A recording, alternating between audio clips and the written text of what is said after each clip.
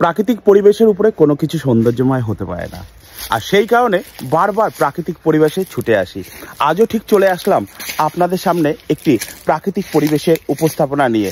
সত্যিকারের আজকের উপস্থাপনাটা খুব ভাইটাল হতে চলেছে এবং এত সুন্দর একটি প্রাকৃতিক পরিবেশের দৃশ্যায়ন আপনাদের সামনে তুলে ধরবো, জাস্ট অভাবনীয়, কল্পনা করতে পারবেন না। হ্যাঁ বন্ধুরা, ফেসবুক থেকে শুরু করে সব সোশ্যাল মিডিয়াগুলো প্রাকৃতিক পরিবেশকে পছন্দ করে।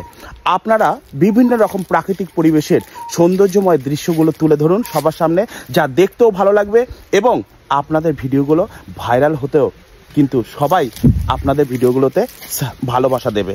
তো এই মুহূর্তে এসে পড়েছি গভীর এক খোলা অভয়ারণ্য, এবং সেই খোলা অভয়ারণ্য চারিদিকে ধুধুরময়, শুধুমাত্র পাখির কলরব এবং বিভিন্ন রকম কিন্তু এখানে খোলা অভয়ারণ্যে যে জীবজন্তু থাকে সেই সমস্ত একটা স্থানে। সিরিয়াসলি বললাম, অবশ্যই আমারও ভিতরে কেমন এমন করছে, যেহেতু একাকী পরিস্থিতির জায়গায় এসছি। সত্যিকারের যদি কখনো কিছু হয়েও যায় সেখানে কাউকে দেখা পাবো না, তবুও কিছু করার নাই। এইরকম পরিবেশে আসলেই তো আপনাদের জন্য সৌন্দর্যময় কিছু স্থান তুলে ধরতে পারবো, তাই না? হ্যাঁ, সিরিয়াসলি তার জন্য এসে পড়লাম। দেখুন, একটু সামনে একটা দৃশ্যময় দেখছি। এই যে এখানে একটা পুকুর রয়েছে, সত্যিকারে বলছি এখানে একটা পুকুর রয়েছে। এই পুকুরটা উপরে কচুরিপানা আর জঙ্গলে ভর্তি, কিন্তু এই পুকুরেই আছে সেই ময়াল সাপ, যাকে পাইথন বলে। আর খুব ভালো, খুব খতরনাক। একবার ধরতে পারলে পুরো পিছিয়ে আপনারা বুঝতেই পারছেন কী হবে।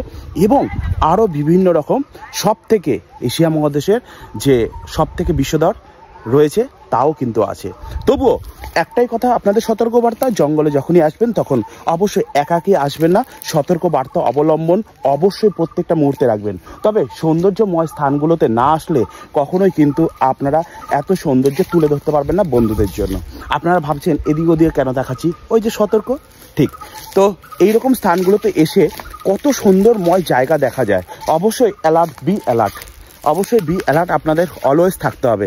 আর এই সমস্ত জায়গা আসলে তারপরেই তো এত সৌন্দর্যময় স্থানগুলো দেখতে পারবেন। দেখুন, একটা বড় গাছ, তার একটা কাণ্ড কিন্তু ভেঙে পড়ে রয়েছে বছরের পর বছর, শুকিয়ে চামড়া পর্যন্ত, ছাল পর্যন্ত ওঠা শুরু করে দিয়েছে।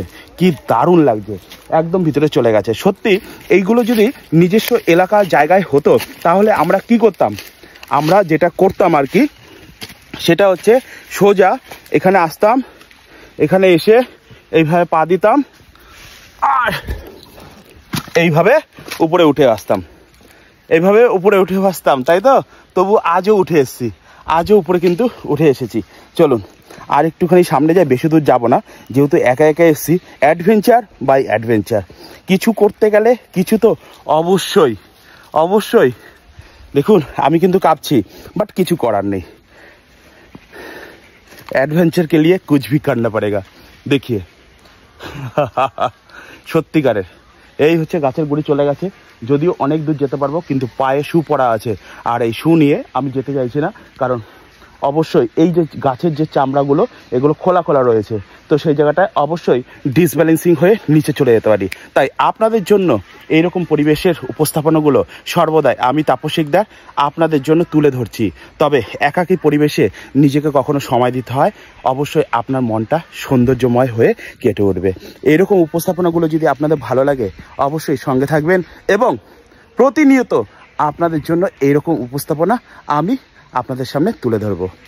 Thank you. ভালো লাগলে এই উপস্থাপনাটা একটু ছড়িয়ে দেবেন সবার মাঝে, যাতে সবাই দেখে একটু মনকে শান্তি দিয়ে দিতে পারে। Thank you friends, love you.